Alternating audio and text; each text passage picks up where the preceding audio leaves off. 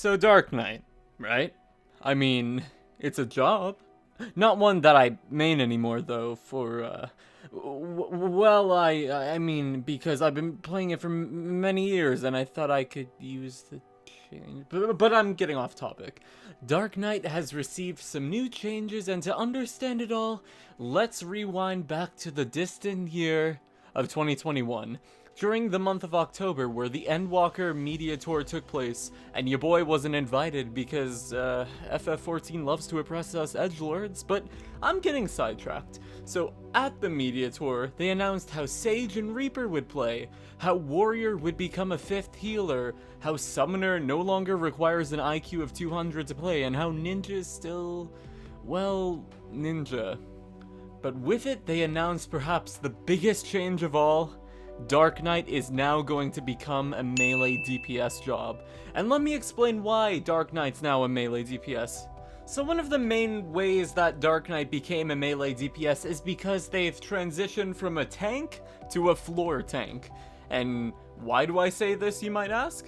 Well, I mean, I suppose it's no secret that Dark Knight takes damage about as well as burnt spaghetti, and how their invuln Living Dead makes Quintus's suicide look like a fucking mime act in comparison, and how their newest defensive cooldown protects you about as well as Spider-Man was able to protect Gwen Stacy in the Andrew Garfield movies. 3 jokes in one sentence? I'm not forcing my humor, fuck you. But once again, I'm getting sidetracked. Dark Knight feels especially squishy in Endwalker. And you know what else is squishy? Melee DPSs. And considering how we saw Dark Knight getting its paper napkin of a defensive cooldown compared to Paladin, Warrior, and Gunbreaker's self-heal tools in Endwalker, then that means they compensate their survivability through other means. Which brings me to my next point. They do an insane amount of DPS. So, compared to other expansions where Dark Knight was in the middle of the bunch, or at the bottom in terms of their DPS output, Endwalker completely changes that. I mean, I only started playing in 3.2 and didn't end up maining Dark Knight until Stormblood, but I'm not going to admit if I was wrong, because that's cringe.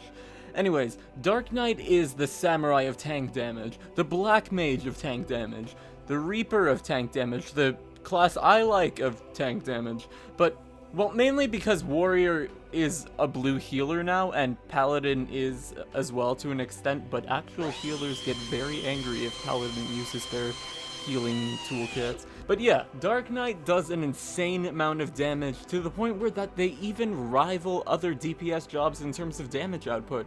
Plus, I'm pretty sure the raid team that made the world first clear of P4S had a Dark Knight. But it also had a Reaper too. I'm just saying, it's almost like there's a pattern.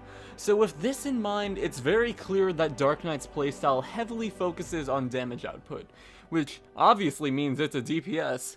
And speaking of playstyle, let's discuss the final reason. So, compared to the other tanks in FF14, Dark Knight probably has the most OG CDs that are attack related. Some of these include Edge and Flood of Shadow, Plunge, Salted Earth, Carve and Spit, Abyssal Drain, and of course 2 new abilities, Salt and Darkness and Dark Passenger, I meant Shadowbringer.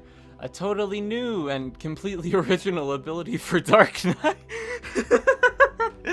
Well, I mean, at least it doesn't cost MP now, and at least there's 2 charges, but, I mean, it's still pretty good. And, in Endwalker, Dark Knight also sees the return of Dark Arts, you know? The ability that we all loved in Heavensward and Stormblood? Anyways, Dark Arts sees its return through the ability Unmend. And how does this rework Dark Arts ability work, you might ask? Simple. You use Unmend and then you spam Plunge as much as you can, rinse and repeat since it lowers its cooldown, so that means you'll just be able to spam it and do tons of damage as you can weave your OG CDs in, but I'm getting off topic. Not to mention how you can upgrade your boy Frey through leveling your class, which gives you some pretty nice potency boosts to Living Shadow. So this obviously means you'll be able to do double the DPS, right? Since you're summoning a buddy that mimics your actions. This pretty much makes Reaper's avatar obsolete, right? Anyways, so yeah, These are just some of the new ways that Dark Knight has become a melee DPS in FF14, and with this in mind, I hope this encourages you all to embrace the inner Berserk fan living inside you and go out and kick some ass. So stay tuned for my next video where I show you how to play Reaper optimally by only using Waxing Slice, and I've made this joke at the end of my videos too many times, well, bye? Man, I really hope they don't find out how creatively bankrupt I am.